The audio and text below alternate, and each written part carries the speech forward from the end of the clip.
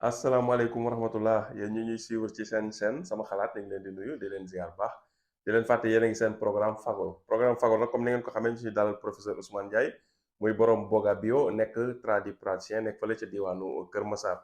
bu ngeen fàttalee ko nag vidéo bi passé ñu ngi woon ci li nga xam mooy colopathie ñu ngi woon ci première partie bi expliqué professeur waxoon nañu feebar bi mooy lan wax nañu tam li koy joxe ak jafe-jafe yi mu mën a indil li nga xam mooy doomu aadama bi ak signes yi nga xam nit bu ko amee war na dem hôpital ñu xoolal ko xam naa signes yi sax di nga ci gën a insister ci vidéo bi. vidéo bi nag ñu ñëw ci li nga xamante ne mooy solution yi voilà solution yi mooy ki nga xam ne moom amul colopathie maanaam moom nan la war a continuer di dunde pour mën a moytu colopathie ki nga xam tamit par exemple tey daf ko am ba pare moom nag yan solution moo ci am yu naturel ba colopathie mu mën koo faj. kon professeur solution yi léegi ci li nga xam moo jëm ci colopathie lan la. salaamaaleykum wa rahmatullahi wa barakaatuhu Serigne Pape Mor maa ngi lay nuyu di la ziare. di nuyuwaat mbokku internet yëpp yi nga xamante ni ñu ngi suivre ci sama xalaat TV. waaw comme ni nga ko waxee rek colopathie nekk na feebar bu doy waar ni nga ko waxee woon ci première partie bi parce que parfois dama koy faral di wax leen tubaab ñaar la gën a ragal muy seere ak soj te ñun yooyu defuñu ko feebar loolu moo tax ñun duñu wér te tubaab yooyu moom dafa jàpp ni ñooy ndeyi feebar yi sax parce que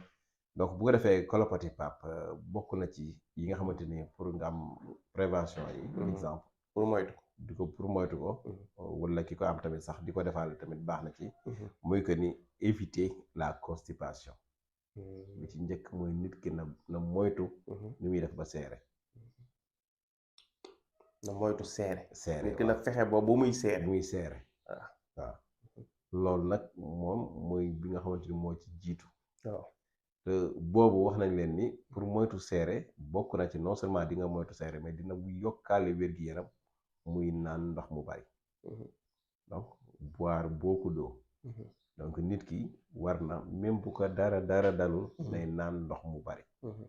asamala nag surtout bu amee colopathie bu luy demee noonu wala bu ko bëggee éviter donc la première chose mooy ne ki fexe ba bu muy seere bu fekkee mi ngi seere na koy dindi bu fekkee seere wala alhamdulilah mais nay éviter seere bi ci des mooy nay naan ndox mu bari boire beaucoup d'eau fu mu toll bi ci des mooy soulager le ballonnement bu fekkee nit ki day ballonné dafa am air ci biiram biir bi di jooy du yóoxu loolu na fexe ba saafara ko na ko jéem a traité donc yooyu tamit bokk na ci mu éviter yenn aliments yi tamit nit ki da ko war di commencer éviter aliments yi nga xamante ni exemple am na épice maanaam dafa saf lekk yu saf yi wala lekk yu wex yi wala lekk yu forox yi genre yooyu nit ki da ko war a éliminer wala mu éviter ko wala mu limiter ko aliments yi nga xam dafa am lu mel ni gluten ak yu demee noonu ak aliments yi nga xam ne dafa am farine muy ay beignet ay nuñ ko mën a waxee pat yeeg yu demee noonu ceeb yeeg waaw pasta waaw kay kii nu mu tuddati macaroni yeeg yooyu voilà beignet yeeg yooyu couscous yeeg waaw su couscous yeeg mburu yeeg yooyu tamit nit ki di ko éviter moom di ko moytu wala mu di ko wàññi produit yi nga xam ne produit laitier la parfois am na mën na ko wàññi bu baax yu jóge ci soow ay fromage yeeg yu demee noonu nit ki war na ko mën na wàññi bon am nañ ci yoo xam ne nag parfois meew moom dina ndawal seen biir waaw léegi su fekkee ci côté boobu la dina baax ki amee mais nag parfois bu fekkee da nga am yenn feebar yi lu mel ni colopathie mën nga ko moytu aussi donc bu ko defee lu mel ni les excitants aussi les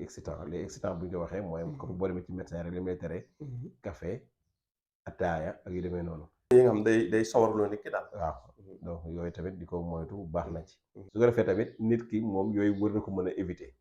mais yi nga xamante ne xëy na nag baax na ci tamit bu ko mënee am mën na nit ki di lekk boo xamante ni lekk bu sedd la lekk gu jaar yoon muy comme jus yi ñu wax noonu mën na koy jël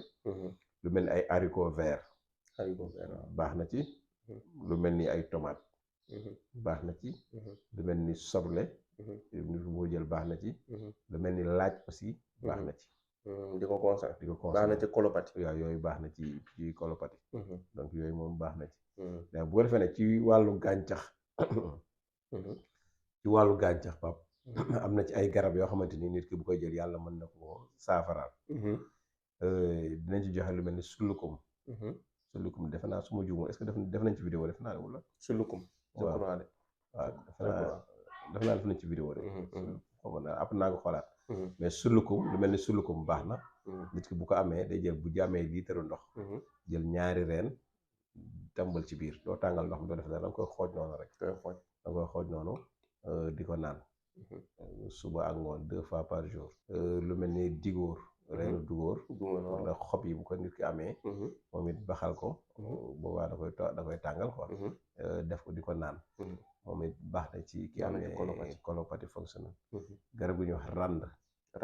rand moom it bu ko amee reen yi baxal ko di ko naan baax na ci yàlla mën na ko jàppale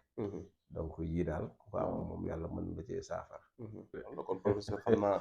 bu fekkee am na loo ci bëgg sànni ñu tëjee ko fi waaw ñu sant ñëpp rek gërëm ñëpp di waa baaluwaat àq rek bu fekkee wax nañ fii loo xamante ni xëy na waruñu ko wax xam ni doomu aadama mel noonu rek di jégaluwaat bu baax di jégal ñëpp nag di baal ñëpp asalaamaaleykum wa rahmatullah waaleykum asalaam wa rahmatullah